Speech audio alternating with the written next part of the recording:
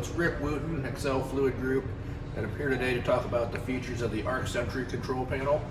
At Excel, when we're working on designs, we go for safety and ease of use. So this is some of the features of the ArcSentry control panel. We have a high voltage and low voltage side. They're separated from each other. And the main feature here is that on the high voltage side, you can't access the control panel because there's an electrical mechanical interlock. If there's voltage is on, you can't access this cabinet. So that's kind of the main feature on this one. And then if you come up, we have a voltage monitor, and then as well as the pump disconnects on this side. So that's the high voltage side, and then we come over to the low voltage or operator interface side. Start with the HMI, and then we have our lights and selector switches, or hand auto off selector switches. We have a convenience outlet, and then we have an intrusion sensor. So that's what we have on the low voltage side. If the power is disconnected, which it is right now, we can open this cabinet and show you the inside. Again, the main feature is the interlock here, the mechanical electrical interlock, which keeps you out unless power is de-energized. Then we have the VFDs.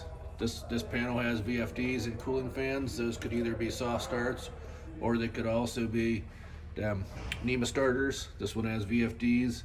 And then we come down to our pump breakers, so a disconnect for each of the pumps. And then below that we have some terminals, and we have the circuit breakers for a transformer. So it's a primary and secondary circuit breaker for a transformer that gives us our low voltage. Then over here we also have our hold open, right angle hold open, those are convenient. Come into our low voltage side here, and we'll start at the top. We have our circuit breakers there, circuit breakers for control power as well as for the cabinet lighting and heat and a few other things.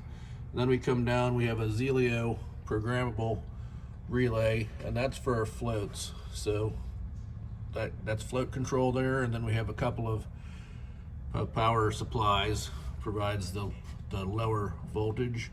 And then we have our seal fail relays. So those take care of seal fails on the pump as well as over temps. Below them we have just relays for general logic, a little string of those. And then we come over to the door, and you can see the wiring there and the little terminal strips for the HMI there. Those are your inputs and outputs on the HMI. We come down, we have our buttons and selector switches. Again, we have the convenience outlet as well as the intrusion sensor below that. Then coming back over to the panel, we have a terminal strip for field connections.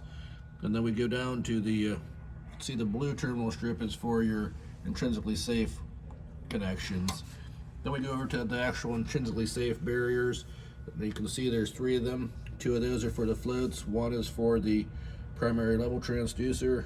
And one feature we like to point out is the LED indicators on those can be very useful when you're troubleshooting your float circuitry. If the light is on, that means your float's engaged.